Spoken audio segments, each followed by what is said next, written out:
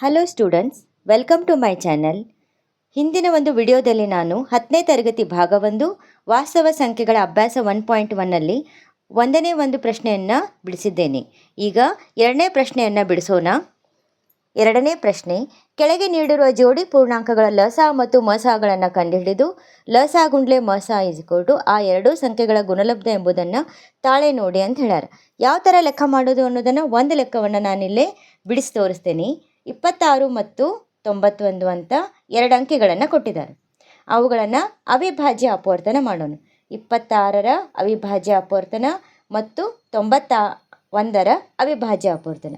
13 2 26 2 1 2. Okay, easy ಇದೆ ಇದು. 13 7 91 7 1 7. Next ಮಸ ಕಂಡುಹಿಡ್ಕೋಣ. ಯಾಕಂದ್ರೆ ಲೆಕ್ಕದಲ್ಲಿ ನಮಗೇನು ಹೇಳಿದಾರು, ಮಸ ಮತ್ತು ಲಸ ಮಾಡಿ ಅಂತ ಹೇಳ್ಯಾರ. ಮಸ ಮಾಡೋಣ. ಅದಕ್ಕಿಂತ ಮುಂಚೆ 26 ಮತ್ತು 91ರ ಅವಿಭಾಜ್ಯ ಅಪವರ್ತನಗಳನ್ನು ಬರೆದುಕೊಳ್ಳೋಣ. 13 ಗುಂಡ್ಲೆ 2 13 ಗುಂಡ್ಲೆ 2 ಆಯಿತಾ. ಇಲ್ಲಿ 13 ಗುಂಡ್ಲೆ 7. ಮಸ ಕಂಡುಹಿಡಿಬೇಕಾದ್ರೆ ಈ ಎರಡೂ ಅಂಕಿಗಳ ಕಾಮನ್ ಇರುವಂಥ ನಂಬರನ್ನು ನಾವು ಇಲ್ಲೇ ಮಾರ್ಕ್ ಮಾಡಬೇಕು. ಯಾವುದು? 13 ಕಾಮನ್ ಐತಿ, ಹೌದಿಲ್ಲ? ಅದೇ 13 ಏನಾಯ್ತು ಇಲ್ಲೇ ಮಸ ಆಯ್ತು. ಲಸ ಏನು ಆಯಿತು? ಲಸ ಹೇಗೆ ಮಾಡೋದು ಅಂದ್ರೆ, ಕಾಮನ್ ಇರುವಂಥ ನಂಬರ್ ಒಂದು ಸಲ ಬರ್ಕೊಂಡು ಮಿಕ್ಕ ಯಾವ ನಂಬರ್ ಉಳಿದಿಲ್ಲ 2 ಮತ್ತು 7 2 ಗುಂಡ್ಲೆ 7 ಕೂಡ ಬರ್ಕೊಳ್ಳೋಣ. ಬರೆದು ಈಗ 13 2 26 ಗುಂಡ್ಲೆ 7 26 ಗುಂಡ್ಲೆ 7 ಮಾಡಿದರೆ 182 ಬಂತು. ಹೀಗೆ ನಾವೇನು ಮಾಡೋದು, ಲಸ ಮತ್ತು ಮಸ ಕಂಡುಹಿಡಿದಾದಿಂದ ಅವರು ತಾಳೆ ನೋಡಿ ಅಂತ ಹೇಳಿದಾರಲ್ಲ, ಲಸ ಅ ಗುಂಡ್ಲೆ ಮಸ ಈಸ್ ಈಕ್ವಲ್ ಟು ಆ ಎರಡು ಸಂಖ್ಯೆಗಳ ಗುಣಲಬ್ಧ. ಲಸ ಎಷ್ಟು ಬಂತು? 182 ಬಂತು. ಮತ್ತು ಮಸ ಎಷ್ಟು ಬಂತು? 13 ಬಂತು. ಆಮೇಲೆ ಆ ಎರಡು ಸಂಖ್ಯೆಗಳ ಗುಣಲಬ್ಧ ಅಂದ್ರೆ ಆ ಎರಡು ಸಂಖ್ಯೆಗಳು ಯಾವುದು ಅಂತಂದ್ರೆ 26 ಮತ್ತು 91. 26 ಗುಂಡ್ಲೆ 91. ಈಗ 182 ಗುಂಡ್ಲೆ 13 ಮಾಡಿದಾಗ ಗುಣಾಕಾರ ಮಾಡಿದಾಗ 2366 ಬರ್ತೈತಿ. ಮತ್ತು 26 ಗುಂಡ್ಲೆ 91 ಗುಣಾಕಾರ ಮಾಡಿದಾಗ 2366.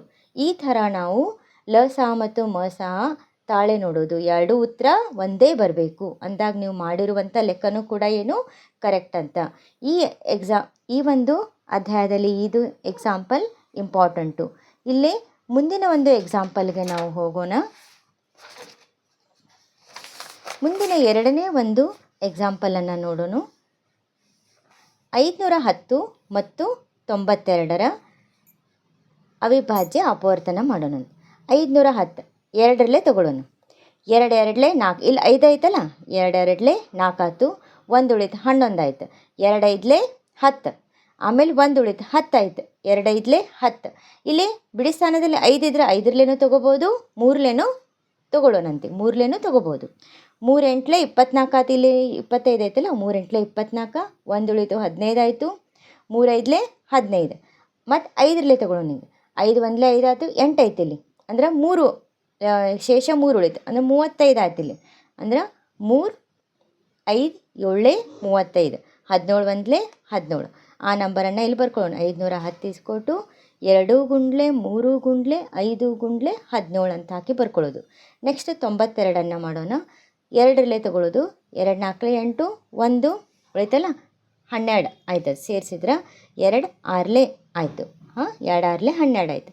ನೆಕ್ಸ್ಟ್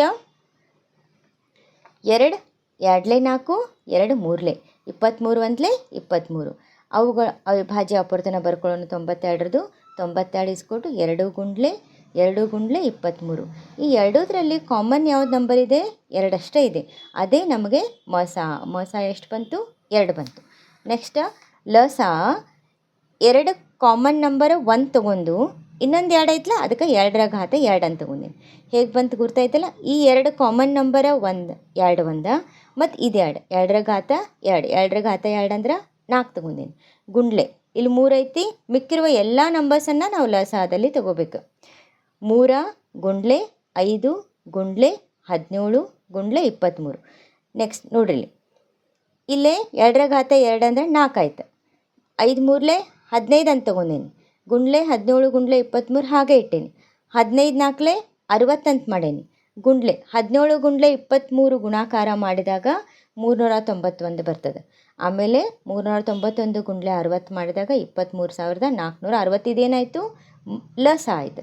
ಈಗ ತಾಳೆ ನೋಡಬೇಕಲ್ಲ. ಲಸ ಗುಂಡ್ಲೆ ಮಸ ಈಸ್ ಈಕ್ವಲ್ ಟು ಆ ಎರಡು ಸಂಖ್ಯೆಗಳ ಗುಂಡ್ಲಬ್ದ. ಲಸ ಎಷ್ಟು ಬಂತು ನಮ್ಗೆ? 23,460 ಗುಂಡ್ಲೆ ಮಸ ಎಷ್ಟು ಬಂತು? 2 ಬಂದೈತಲ್ಲ. ಗುಣಾಕಾರ 2 ಮಾಡಿದಾಗ 46,920 ಆಯ್ತು. ಈಗ ಆ ಎರಡು ಸಂಖ್ಯೆಗಳಂದರೆ ಇಲ್ಲೇ ಯಾವುದು? 510 ಮತ್ತು 92. ಅವನ್ನೆರಡು ಗುಣಾಕಾರ ಮಾಡಿದಾಗೂ ಕೂಡ 46,920. ಈ ಒಂದು ಲೆಕ್ಕ ಇಂಪಾರ್ಟೆಂಟ್ ಇದೆ. ಇದು ಎಕ್ಸಾಮಲ್ಲಿ ಬರುತ್ತದೆ. ನೆಕ್ಸ್ಟ್ ಮೂರನೇ ಒಂದು ಪ್ರಶ್ನೆಯನ್ನು ನೋಡೋಣ.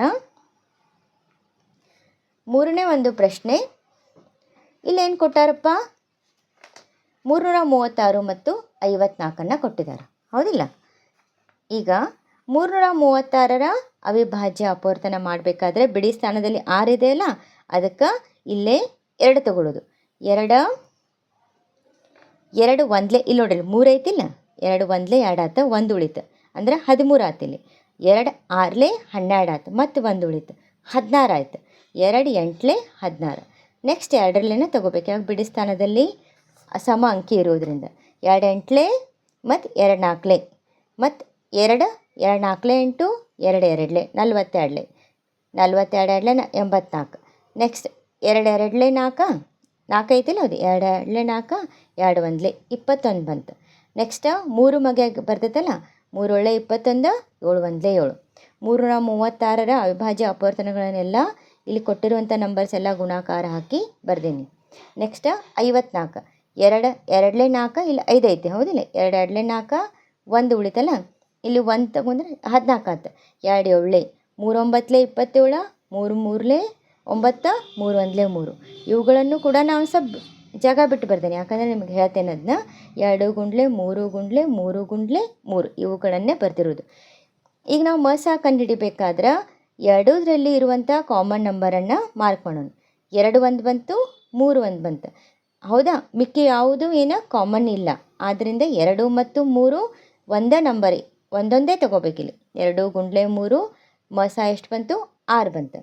ನೆಕ್ಸ್ಟ್ ಲಸ ಮಾಡಬೇಕಾದ್ರೆ ಕಾಮನ್ ಇರುವಂಥ ನಂಬರನ್ನು ಒಂದೇ ತೊಗೊಂಡ, 2 ಗುಂಡ್ಲೆ 3 ತೊಗೊಂಡ, ಮಿಕ್ಕಿರುವ ನಂಬರನ್ನು 3 ಗುಂಡ್ಲೆ 3 ಆಯಿತಾ?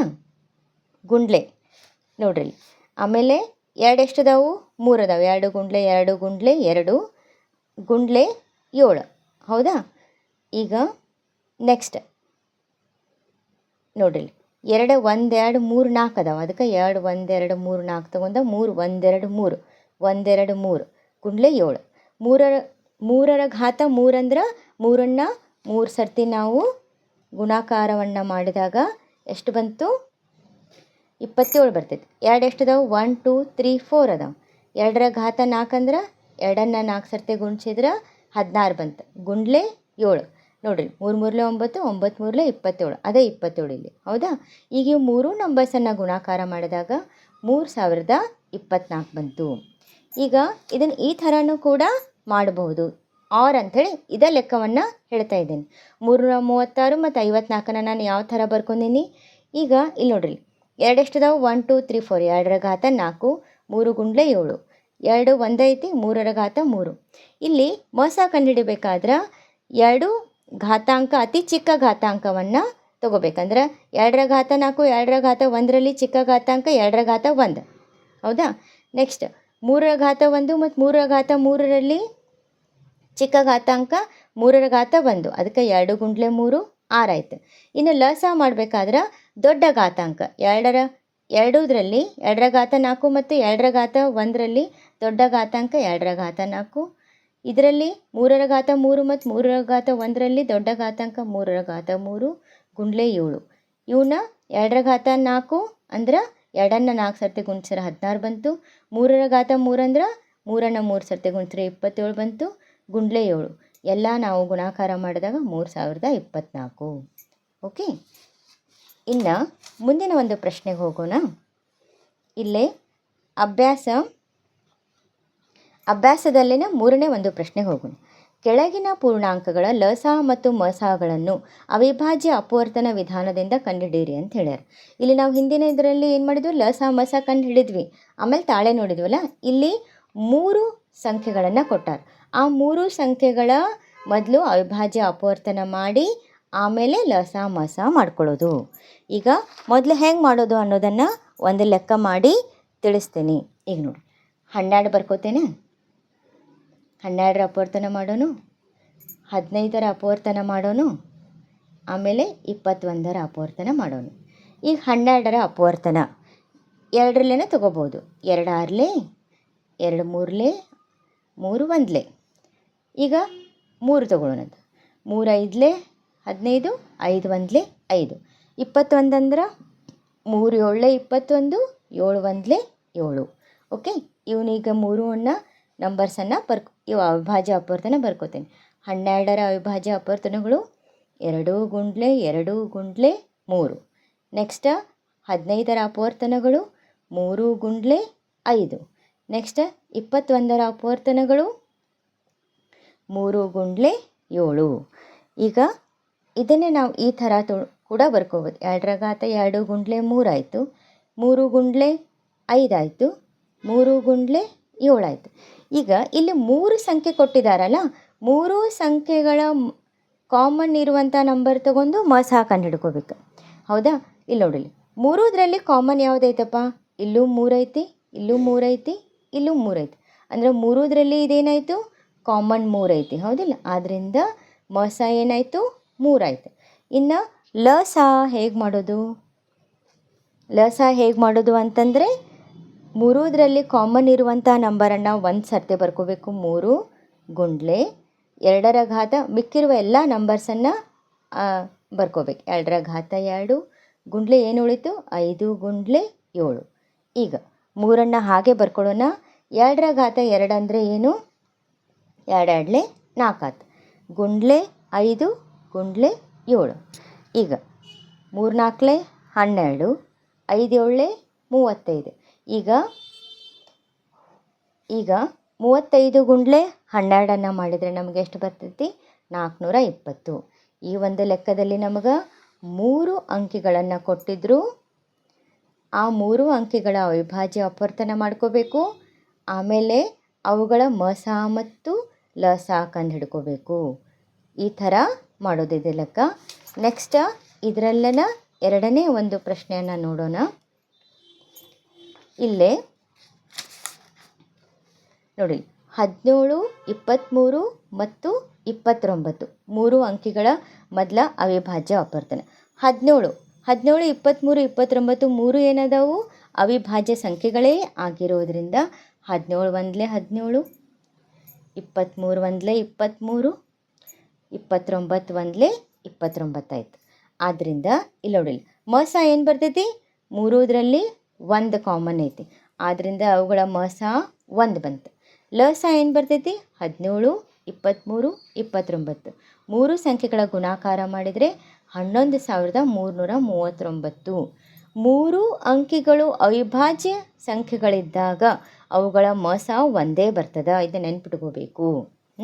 ನೆಕ್ಸ್ಟ್ 8, 9 ಮತ್ತು 25. ಈಗ 8ರ ಒಂದು ಅವಿಭಾಜ್ಯ ಅಪವರ್ತನ ಮಾಡೋಣಂತೆ. 8 ಹೇಗೆ ಮಾಡೋಣಪ್ಪ? ಈಗ 8ರ ಅವಿಭಾಜ್ಯ ಅಪವರ್ತನ 2 ಗುಂಡ್ಲೆ 2 ಗುಂಡ್ಲೆ 2. ಓಕೆ, 2ರ ಘಾತ ಏನಾಯಿತು? 3 ಮಾಡಿದ್ರೆ 8ರ ಅವಿಭಾಜ್ಯ ಅಪವರ್ತನ. 9 ಹೇಗೆ ಬರ್ಕೋಬೇಕು? 3 ಗುಂಡ್ಲೆ 3, 3ರ ಘಾತ 2. 25 ಹೆಂಗೆ ಬರ್ಕೊಳ್ಳೋನು? 5 ಗುಂಡ್ಲೆ 5, 5ರ ಘಾತ 2. ಈ ಥರನೂ ಕೂಡ ಬರಿಬೋದು.